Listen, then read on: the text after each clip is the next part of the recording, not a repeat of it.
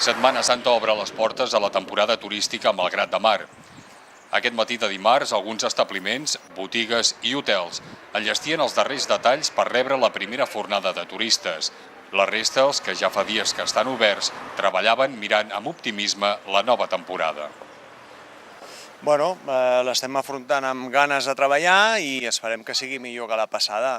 Com tu dius, és molt aviat, ja veurem què passa. Em sembla que els hotelers estan una mica més animats per alguna conversa que he tingut amb ells, però això fins que no estem al ball no ho sabrem.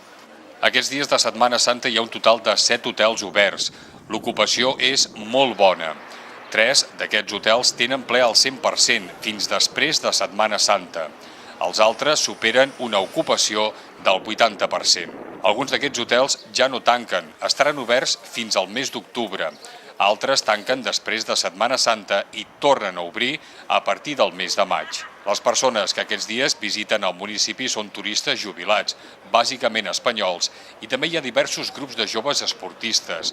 Molts d'aquests visitants només venen a Malgrat a dormir, ja que el municipi els serveix de punt de partida per visitar altres indrets de Catalunya.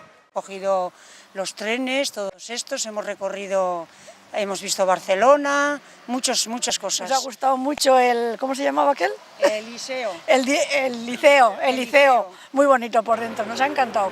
Coincidint amb aquest inici de la temporada turística a Malgrat de Mar, divendres passat ja es va obrir l'oficina de turisme.